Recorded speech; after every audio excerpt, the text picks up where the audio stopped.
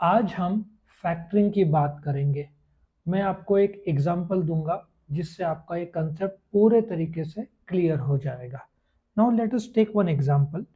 Example में let us take VN Naik college. ठीक है, ये सपोजिडली एक सेलर है। ठीक है, गुड्स बेचता है। इन्होंने बीवाईके कॉलेज को गुड्स बेचा है। बीवाईके कॉलेज कौन हुआ? बायर हुआ। ठीक है, वीएन नाइक कॉलेज ने 50,000 रुपए का गुड्स बेचा है। 2 महीने का टाइम दिया है, 2.5 महीने हो गए, बट बीवाई के कॉलेज को कुछ प्रॉब्लम आ रहा है।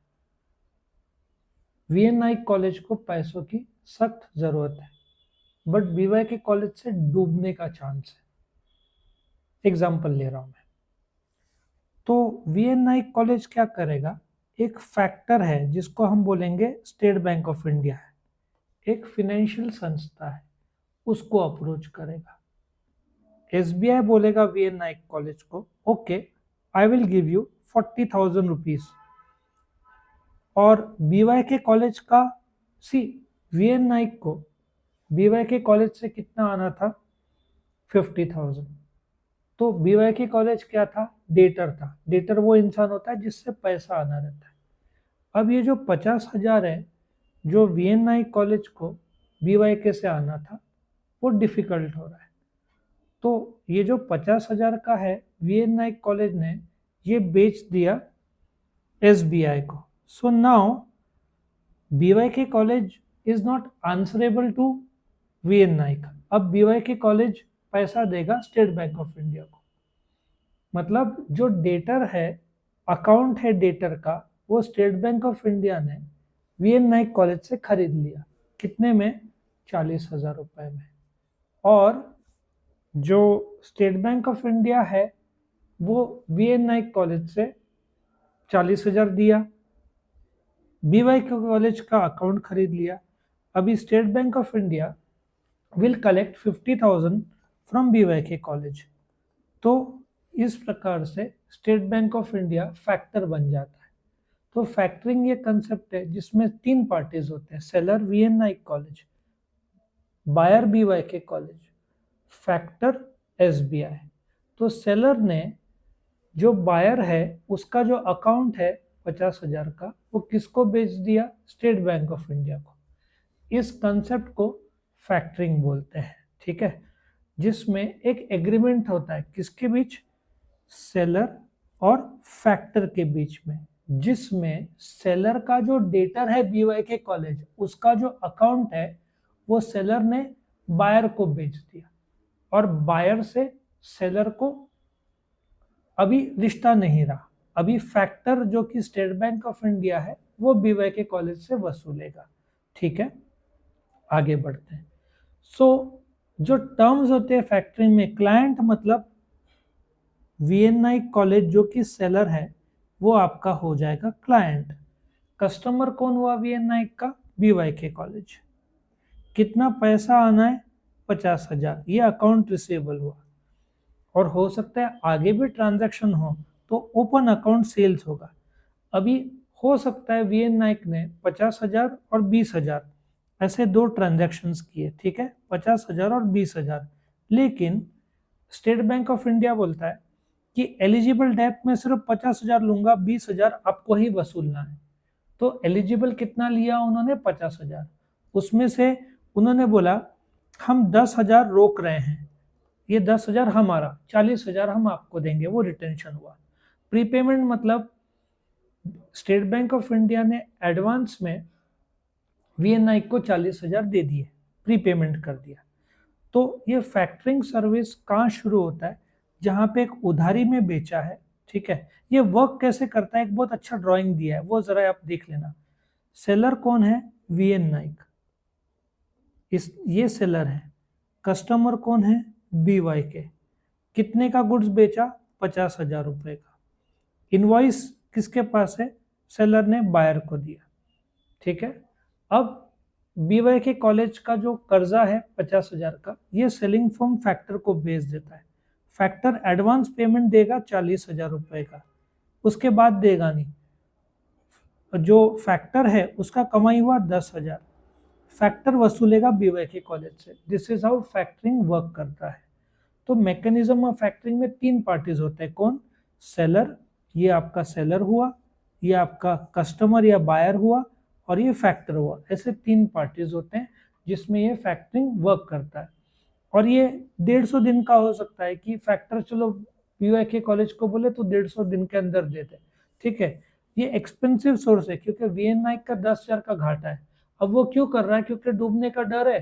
पूरा डूबने के बजाय चलो 10,000 का घाटा झेल लेंगे।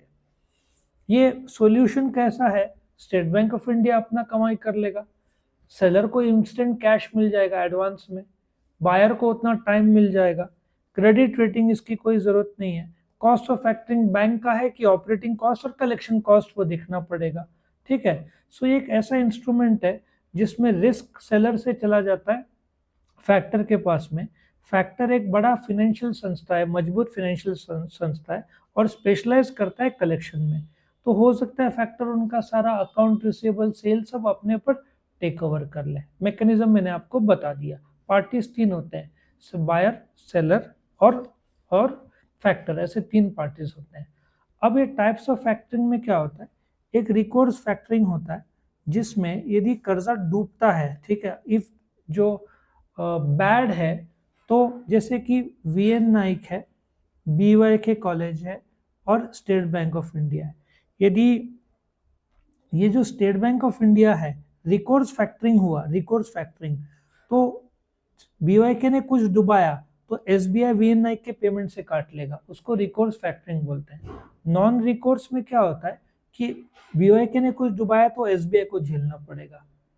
तो नॉन रिकोर्स में एसबीआई ज्यादा पैसा काट लेगा, 50 में सिर्फ 35 देगा। वो बोलेगा देखो रिस्क डूबने का ज्यादा है तो मैं और 5,000 कम दूंगा क्योंकि डूबने का हम देखेंगे। रिकोर्स रहेगा तो स्टेट बैंक ऑफ इंडिया वीएनआई को बोलेगा देख 40,000, एसबीआई ने पूरा पैसा दिया तो अच्छा, नहीं दिया तो जितना डूबा आपको आपसे कट करके हम देंगे बाकी का। एडवांस एंड मैच्योरिटी में क्या होता है कि 50,000 में से 40,000 एसबीआई देने वाला था। जैसे ही फैक्टरिंग आ गया इसके पास, स्टेट बैंक ऑफ इंडिया के पास, उसने तुरंत एडवांस दे दिया 40,000 वीएनआई को। 2-3 महीने बाद वो किससे कलेक्ट करेगा? एसबीआई। इसको एडवांस फैक्टरिंग बोलते हैं। और मैच्योरिटी फैक्टरिंग किसको बोलते हैं? 3 से 4 महीने बाद जब बीवाईके कॉलेज देगा, जैसे बीवाईके कॉलेज ने स्टेट बैंक ऑफ इंडिया को 50,000 दिया, उसमें से 10,000 रख के 3 महीने बाद वो 40,000 देगा। दिस इज मैच्योरिटी फैक्टरिंग, ठीक है। कन्वेंशनल फुल फैक्टरिंग मतलब वीएन नाइक वाला account receivable, sales, collection, credit control, credit insurance सब ट्रांसफर कर देता है फैक्टर को पूरे तरीके से। एक होता है डोमेस्टिक, इंडिया के भीतर ही फैक्टर है, जैसे बीवाईके और वीएन नाइक दोनों महाराष्ट्र में है। इंटरनेशनल में हो सकता है इंडिया का एक साउथ अफ्रीका में हो, तो फैक्टर साउथ अफ्रीका वाले से कलेक्ट करेगा, दैट इज एक्सपोर्ट फैक्टरिंग हो सकता है। एक लिमिटेड फैक्टरिंग की बोलते ना 10 में से 8 अकाउंट लिए फैक्टर ने, 2 बोला मैं नहीं लूंगा, सेलेक्टेड सेलर बेस्ड। सेलर बोलेगा मैं तुमको मेरा सारा नहीं दूंगा, मेरे पास 50 क्लाइंट है, मैं सिर्फ 5 क्लाइंट दूंगा, 45 नहीं दूंगा। और बायर भी, जैसे स्टेट बैंक ऑफ इंडिया है, वो बोलता है आप मुझे 5 देना चाहते हो बट मैं 3 लूंगा, 2 नहीं लूंगा। तो ये चॉइस आपस का नेगोशिएशन होता है जिसमें लोग तय करते हैं। डिस्क्लोज अनडिस्क्लोज मतलब बीवाईके कॉलेज को बता दिया जाएगा कि state bank of India factor है, अनडिस्क्लोज में बीवाईके कॉलेज को नहीं बताया जाएगा। एडवांटेजेस ऑफ फैक्टरिंग क्या है? सेलर को तुरंत एडवांस ले लिया उसने फैक्टर से तो पैसा खुल गया। Better asset management, V N Naik college को बीवाईके पे फोकस करने की जरूरत नहीं है, बाकी जगह पे ध्यान दे। वर्किंग कैपिटल, तुरंत कैश आ जाता है तो डे टू डे खर्चे में काम में आता है। It can run the company better because it can focus on more productive clients. Evaluation वो अच्छा कर सकता है कि गुड क्लाइंट्स है तो इसको देने की जरूरत नहीं है फैक्टर को, ये बैड क्लाइंट्स है तो ये फैक्टर को दे दो। रिस्क मैनेजमेंट, क्योंकि I can focus on only दो जो प्रोडक्टिव है। डिसएडवांटेजेस देखो, वीएन नाइक कॉलेज का 10,000 का घाटा हुआ स्ट्रेट अवे तो कॉस्ट लगता है, और कस्टमर रिलेशन भी तो खराब होता है। बीवाईके कॉलेज बोलेगा आपको हम पर भरोसा ही नहीं, आपने हमारा जो रकम है बेच दिया फैक्टर को, तो भरोसा टूटता है। कंपनी का इमेज भी खराब होता है कि लोग बोलते हैं आप कलेक्शन की ताकत रखते ही नहीं हो तो कैसे हम डील करें। और हो सकता है फैक्टर बोले आप आगे से बीवाईके कॉलेज में डील नहीं कर पाओ या हमसे परमिशन लोगे, ऐसे भी रेस्ट्रिक्शन आ सकते हैं। तो ये था फैक्टरिंग के बारे में पूरा।